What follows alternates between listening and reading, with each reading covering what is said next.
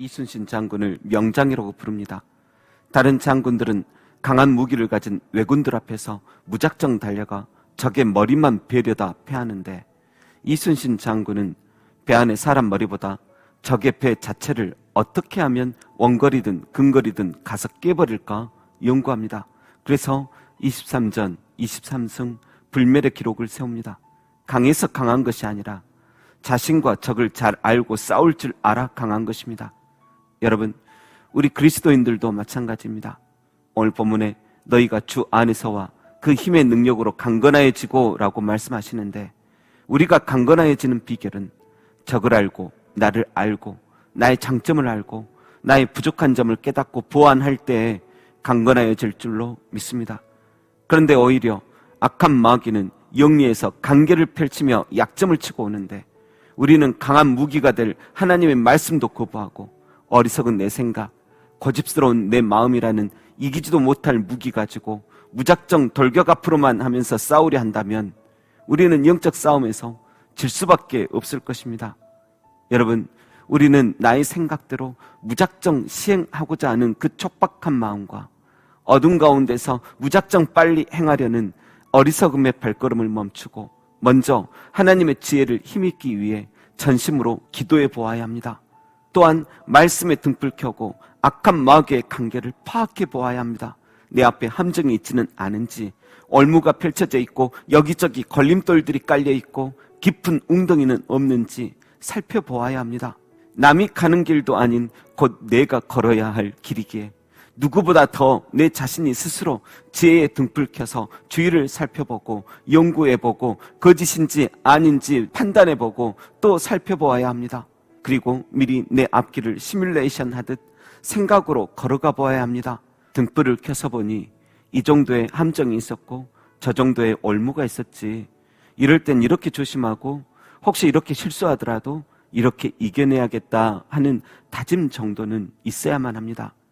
나의 강점과 약점, 내가 가는 길에 예상될 어려움과 그럴 때 그것을 헤쳐나가고자 하는 마음 자세와 작은 방법도 미리 가지려 하지 않는다면 그 자체가 오만이요 건방일 것입니다. 특히 저 영원한 하나님 나라 가는 길도 마찬가지입니다. 그 길은 쉬운 길이 아닙니다. 좁고 협착한 길입니다. 원만한 광명에 이르는 길도 나와 찬양 부르며 달려나갈 때도 있겠지만, 반대로 좁고 협착한 길, 가시밭길이 나와 고통 중에 눈물을 흘리며 통과해야 할 날들도 있습니다. 그런데 내가 주일날 교회 다니니까 이제 내 앞길 평탄대로이겠지만 생각한다면 큰 오산입니다. 준비해야 합니다. 오죽하면 예수님께서 세상에서 환난을 당하나 담대하라고 제자들에게 미리 공지하실까요? 오죽하면 현재의 고난은 장차 우리에게 나타날 영광과 좋게 비교할 수 없다 말씀하시면서 장차 나타날 영광 보면서 그 고난 이겨내라고 하실까요? 하지만 마귀는 관계를 펼치며 미리 준비시키고 대비하여 영적 전쟁하고자 하는 마음을 없애고 그냥 무조건 괜찮다, 평강하다만 생각하게 하여 우리가 가는 앞길에 대하여 대비하지 못하게 하고 결국 실족하며 넘어지게 합니다. 여러분, 남이 가는 길이 아니라 내가 가야 할 길입니다. 그래서 우리 스스로가 준비하여야 합니다. 적을 알고 나를 알아 대비하여야 하며 무엇보다 우리 자신을 더욱 강하게 만들어야 합니다. 그래서 본문은 너희가 주 안에서와 그 힘의 능력으로 강건하여지고 하나님의 전신갑주를 취하라고 말씀합니다. 그래야만 언젠가 다가올 악한 날에 너희가 능히 대적할 수 있기 때문이라 하십니다. 여러분, 올해는 더욱 주 안에서 그 힘의 능력으로 강건하여지시길 소망합니다. 어떤 일이 우리에게 닥칠지라도 능히 대적하여 싸워 승리할 수 있도록 하나님의 전신갑주로 무장되길 소망합니다.